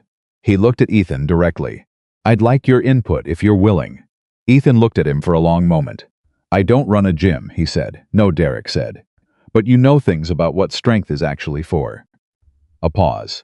And I think I've been getting that wrong for a long time and I want to stop.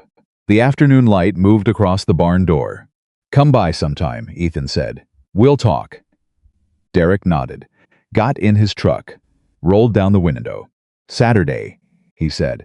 When Marcus's brother comes, you don't have to be alone for that. Ethan looked at him. I'll think about it, he said. Derek drove away. Ethan stood in his driveway in the October afternoon and looked at his farm, the cattle in the north pasture, the harvester running clean in the barn, the fence post they had reset on Sunday standing straight against the sky. He thought about the $1,400 that had fixed the math. He thought about Ray Holt's voice, unchanged by 3 years. He thought about James Reeves carrying a letter for a year and finally finding the man it was meant for. He thought about Maya upstairs.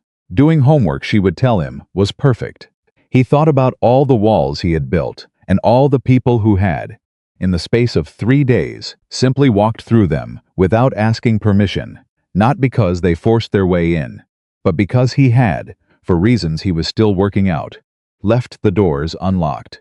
He went inside. He made dinner. He called Maya down at 6, and somewhere between the sound of her feet on the stairs and the moment she appeared in the kitchen doorway, Ethan Walker understood something he had been circling for 3 years without quite reaching. That surviving was what you did until you were ready to start living again. He wasn't fully there yet, but he was, as he'd told his daughter that morning, going in the right direction. And, for the first time in a very long time, that felt like enough to build on. Saturday came the way important days always do, without fanfare, without announcement, ordinary on the surface and anything but underneath. Ethan was up at 5:15, fed the cattle, checked the harvester, which had been running clean since Monday and would continue to do so through the end of harvest season. The math finally right, the window fineless inside reach. He did his morning walk of the property in the gray pre-dawn light with his coffee, the same route he walked every morning, and he let himself feel the particular quality of this specific morning, the way it sat differently in his chest than the ones before it. James Reeves was coming at noon. He had texted Thursday evening, confirmed Saturday, asked if he should bring anything. Ethan had said no. James had texted back a single word, okay. Then 30 seconds later, a second text, thank you for saying yes. Ethan had read that text 3 times before putting his phone face down on the kitchen table and going to bed. Maya knew someone was coming. She didn't know the full story. She was 8, and the full story was not an 8-year-old's to carry, but she knew it was important. Because Ethan had cleaned the kitchen on Thursday night with the particular thoroughness he only applied when something mattered, and Maya Walker missed nothing. Is it someone you knew from before? She had asked Friday morning at breakfast. Yes, Ethan had said. From the farm before? From before the farm. She had absorbed that. From when you were different. He had looked at her across the table. From when I was a different kind of myself, he said. Yeah. She had nodded slowly. The way she nodded when she was filing something in a category she would return to later.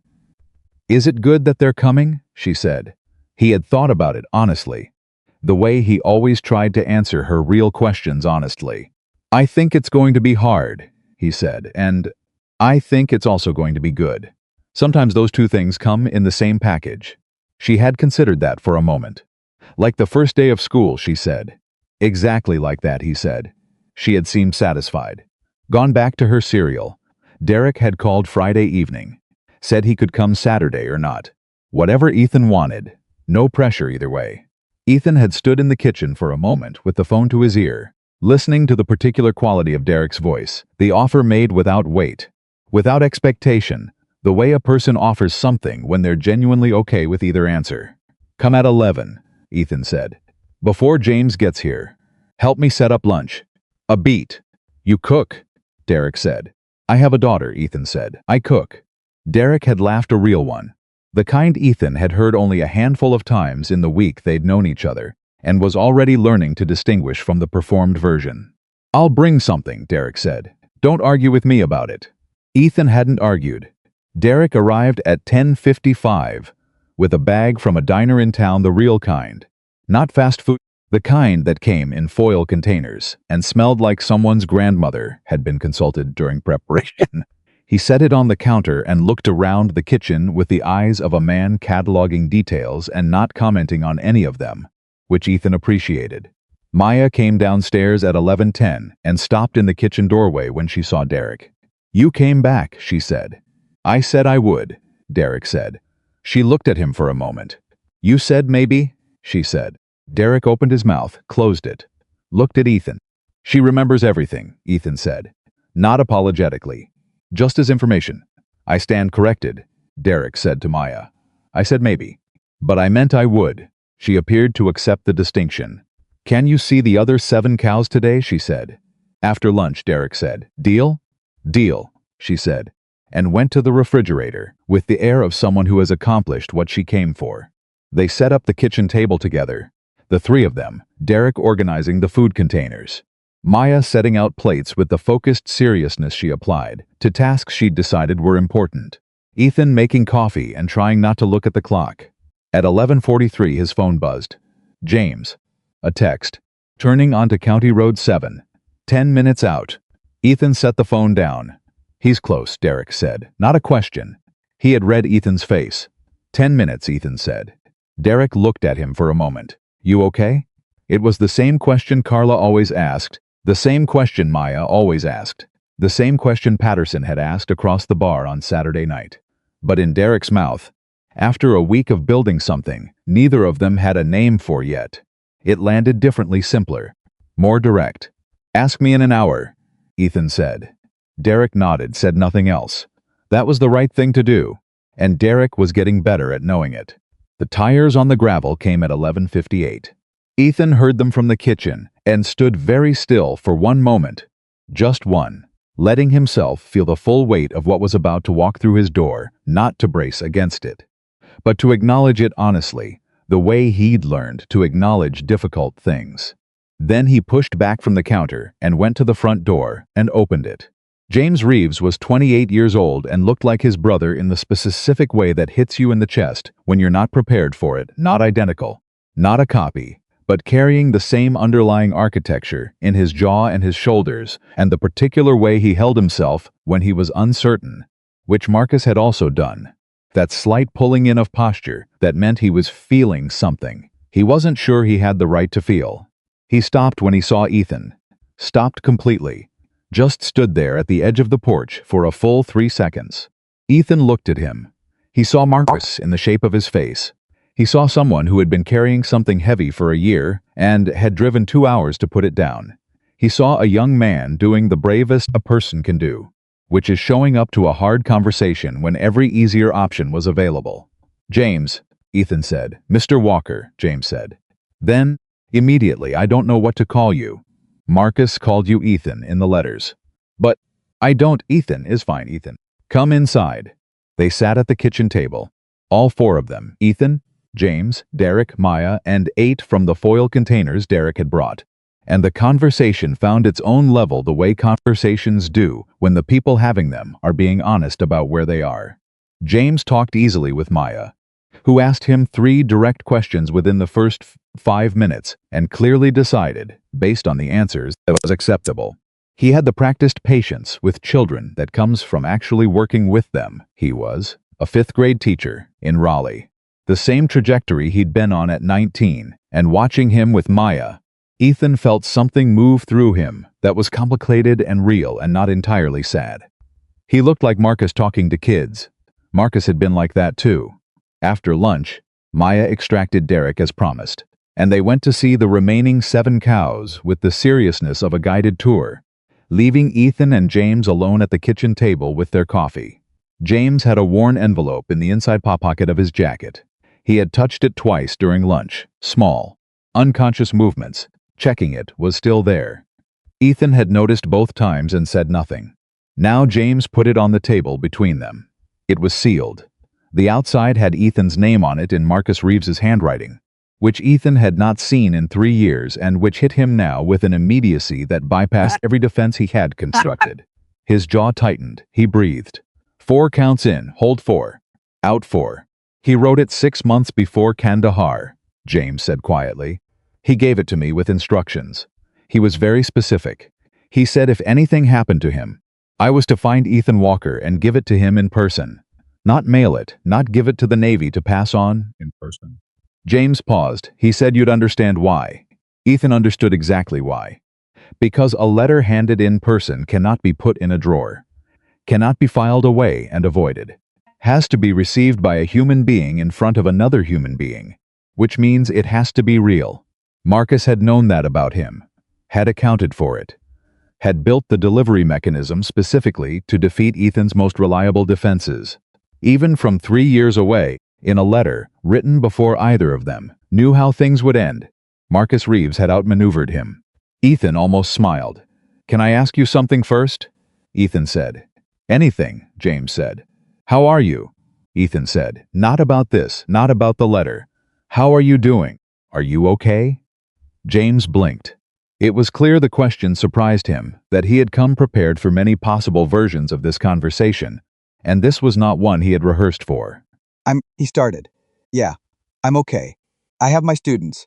I have Mike, restarted. It took a long time. The first year was I won't describe it. But I'm okay now, I really am. Marcus was proud of you, Ethan said. Not was, present tense. The kind of proud that doesn't expire. James looked at him. His eyes were very bright. He talked about you the same way, he said. That's the thing I need you to understand before you open that. He nodded at the envelope. He didn't write it because he thought you failed. He wrote it because he loved you. There's a difference. A big one. Ethan looked at the envelope with his name on it. He picked it up. The paper was light in his hands. A standard envelope, the kind you buy at any drugstore, with nothing remarkable about it, except that it had sat in James Reeves's possession for over a year and had his name written on it, in the handwriting of a dead man who had been his brother. He opened it carefully. The letter was 2 pages. Marcus's handwriting he had always written small and neat, which had surprised people who expected a man of his size to write large and loose. Ethan read it the way he did everything that mattered, fully, completely, without rushing or skimming. He read it twice. When he set it down, he sat for a moment with his hands flat on the table. James was watching him carefully, reading his face the way people read faces when they need to know if they've done the right thing by coming. He said Ethan started, and his voice came out different than he'd intended, rougher, less controlled. He cleared his throat, tried again. He said he needed me to know that the night on the ridge, when we were pinned, he wasn't afraid. He stopped. He said the only thing he was afraid of was that I would spend the rest of my life thinking I'd let him down. James nodded slowly. I know that part, he said quietly. He read me the letter before he sealed it. He knew me too well, Ethan said. Yes, James said. He did. They sat with that for a moment. Then James said, he also wrote something in there about your daughter. He did, Ethan said. He wrote it before she was born, James said. Before he even knew if. He wrote that she was going to need to see me live, Ethan said. Not just survive. Actually live. He looked at his hands. He was right. He usually was, James said. And this time, underneath the grief, there was something else. Something that lived on the other side of grief in the place where people get to, after they've been through the worst of it. Pride, affection, the lasting warmth of having loved someone well. He drove me crazy with it, honestly. Being right all the time. Ethan made a sound that was, for the first time in this conversation, something close to a laugh. James's face broke open too, not laughter exactly, but the release of tension that comes when two people find the first piece of shared ground in a hard conversation and discover it can hold their weight. Tell me about him, Ethan said. Not about the deployment, about Marcus. The things I didn't get to know. What he was like as a kid. What he cared about. What he would have been. James looked at him for a moment, as if making sure he'd heard correctly. Then something settled in his expression, something like relief.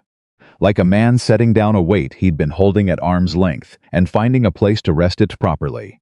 He talked for an hour. He talked about Marcus at 16, teaching James to drive in an empty parking lot and narrating every turn like a sportscaster because he thought it would help James relax, and it absolutely did not. But they both laughed so hard they had to stop the car. He talked about Marcus deciding to enlist and their mother sitting at the kitchen table and not saying a word for 45 minutes while she processed it, and then standing up and saying, "I will worry about you every day, and I am so proud of you," and those two things are not a contradiction. He talked about the letters Marcus sent home, which were always funny and never fully honest about the danger level, specifically designed to make the people who loved him feel okay, which James said was the most Marcus thing Marcus ever did. Ethan listened to all of it. He did not say much. He asked a question here and there, specific questions, things he wanted to know: what Marcus's apartment looked like, whether he had ever learned to cook the way he'd always threatened to, what his laugh sounded like to someone who had grown up hearing it. And James answered each one with the fullness of someone who understood that this wasn't just conversation, that these questions were a man trying to hold on to something he was afraid of losing more of. Outside, faintly, they could hear Maya's voice explaining something to Derek about the personality differences between specific cows. Derek's responses, equally faint, suggested he was taking this information completely seriously. James heard it and smiled. "She's incredible," he said. "She is," Ethan said. "Marcus would have loved her," James said. "He knew about her," Ethan said. "We found out Sarah was pregnant about 2 months before Kandahar. I told him the morning we got the news. Ethan stopped. "Chose. He was the first person I told, besides Sarah. I called him on a Thursday morning, and he yelled so loud that 3 other guys came running in because they thought something was wrong." James laughed. A real one. The Marcus laugh lived in it somewhere, in the shape of it. "That is exactly what he would have done," James said. They were quiet for a moment. Good quiet, the kind that exists between people who have arrived somewhere real together. Then James said, "Can I ask you something personal?" "Yes," Ethan said. "Are you going to be okay?" "I mean," he paused. "Careful. I drove here carrying this letter for a year, and I was afraid of a lot of different versions of what I'd find. A man who was broken. A man who was angry. A man who had shut everything out." He looked at Ethan steadily. "But you've got a daughter who asks you real questions over breakfast, and a man in your field who apparently takes cow personality assessments very seriously. And you opened that door like a person who's been waiting to receive something, not avoiding it." He paused. "I think you're going to be okay. I just want to hear you say it." Ethan looked at him. James Reeves, 28 years old, 5th grade teacher from Raleigh, who had driven 2 hours to give a letter to a man he'd never properly met, who looked like his brother in the jaw and the shoulders and the particular way he held himself when he was feeling something uncertain, who had sat at this kitchen table for an hour and given Ethan back pieces of Marcus he hadn't known he'd lost. "I'm going to be okay," Ethan said. He meant it. That was the thing. He said it and felt the truth of it in his chest, not as a finished fact, but as a direction, a commitment, the kind of thing you say out loud so it becomes more real than it was when it was only inside you. James nodded. "Good," he said. "Marcus would want that. It's not a generic platitude. I mean specifically, he wanted you to be okay. It's in the letter," he wrote. "Tell Ethan that being okay is not a betrayal of the ones who didn't make it. It's the point." Ethan sat with that. Being okay is not a betrayal. It's the point. 3 years. 3 years of telling himself, in 100 different ways without ever quite using those words, that surviving instead of living was a form of respect, a form of keeping faith with the people who hadn't made it home. 3 years of building walls and calling it protection and raising his daughter inside them and convincing himself that was enough. And Marcus, from 6 months before Kandahar, from a drugstore envelope in his brother's inside pocket, had found a way to walk through all of it in one sentence. The back door opened, and Maya came in, slightly windswept, with Derek behind her. She looked at the 2 men at the kitchen table, with her clear, particular eyes, and read the room the way she always read rooms, not the specific content, but the general weather of it. "Did something good happen?" she said. Ethan looked at her. "Something good happened," he said. She came and leaned against him the way she did, her small weight against his side, completely natural, and completely trusting. He put his arm around her. James watched this with an expression that had grief in it, and something else, something that was not grief's opposite but its companion, the thing that lives beside it, in people who have learned to let both exist at once. Derek stood by the door and said nothing, which was the right thing. "I'm James," James said to Maya. "Your dad and I knew each other as your dad knew my brother a long time ago." Maya looked at him carefully. "Was he good?" she said. Direct, unadorned. "He was the best," James said, his voice held. "Good," Maya said, with the specific finality of a child who has received an important answer and filed it correctly. Then, "Do you want to see the cows?" Derek still doesn't understand about Cora's personality, and I think we need a second opinion. Something moved across James's face, grief and laughter arriving at exactly the same moment, which is one of the hardest and most human things a face can be asked to do. He managed both. "Yeah," he said. "I would really like to see the cows." They went outside, all four of them, and Maya led the way with the authority of a small general who has decided to be generous with her expertise today. Derek fell in beside Ethan as they walked, and for a moment he said nothing, just walked. Then he said, quietly, "You doing all right?" "Better than all right," Ethan said. Derek glanced at him sideways. "Read it," nodded once. "Good," he said. In the weeks that followed, things changed in Red Hollow in the quiet, accumulative way that real change usually happens, not with announcements, not with drama, just with days following days, each one slightly different from the one before. Derek Lawson closed his Saturday Night Challenge events permanently.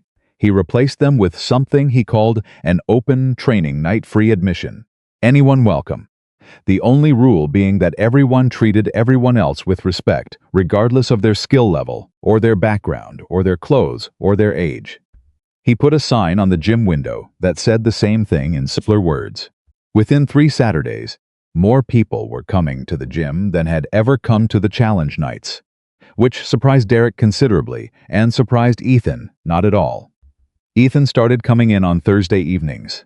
Not to teach, he was careful about that distinction, kept it clear. But Derek would ask him things and he would answer, and the answers turned into conversations. And the conversations turned into something neither of them had formally agreed to, but both of them were building regardless. Some of the men who came to the gym on Thursdays were veterans. Some of them were not. All of them were carrying something. That was the common denominator, and it turned out to be sufficient.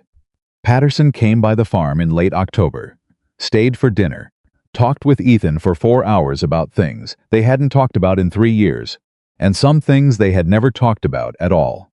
He left at 9 o'clock and shook Ethan's hand at the truck, the same way James had at the end of Saturday, with the handshake that means more than the words available to describe it. James came back the following Saturday, and the Saturday after that. He and Maya developed a specific dynamic around the cows. She provided the personality assessments.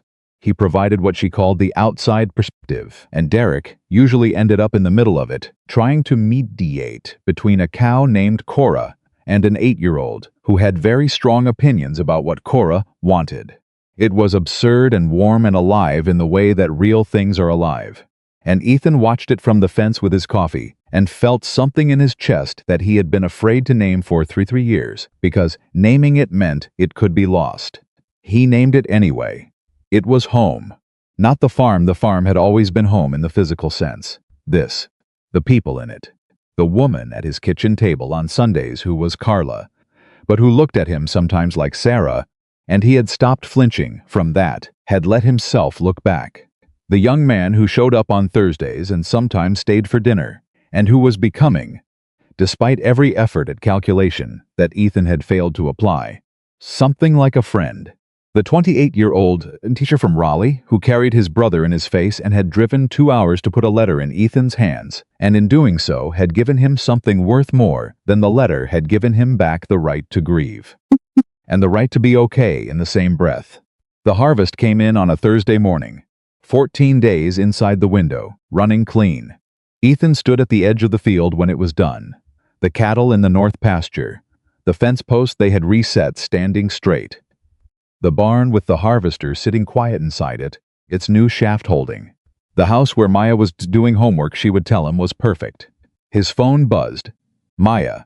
A text that said, "Done with math. Is it time to be done yet?" He typed back, "5 minutes." She sent back, "That means 10. I know you're 5 minutes." He laughed. Out loud, alone in a field, fully and without self-consciousness. The way a man laughs when he's not performing it for anyone. He put the phone in his pocket and stood there for another minute in the October air. And he let himself feel all of it, without filtering any of it. The grief and the gratitude and the tiredness and the aliveness and the particular weight of a man who has been through serious things and has come out on the other side still standing, still here, still capable of being surprised by what a week in a small town can teach you about the size of your own walls. He thought about Marcus's letter, the sentence that had cut through everything. Being okay is not a betrayal. It's the point. He thought about Derek Lawson, in work boots, on a Sunday morning, showing up because he said he would. He thought about James arriving at a door he had every reason to approach carefully and knocking anyway. He thought about Ray Holt waiting 3 years with the particular patience of a man who understood that some people need time and time was worth giving. He thought about Patterson pressing his card into Ethan's hand and saying, "Call me anytime for anything." He thought about Maya putting her small hand over his at the kitchen table in the morning light, not saying anything, just putting it there. He had spent 3 years building the most invisible life he could manage. He had done it with the discipline and the commitment that he applied to everything completely, precisely, without half measures. He had told himself it was for Maya, because the quiet was safe, and the safe was good, and the good was all that mattered.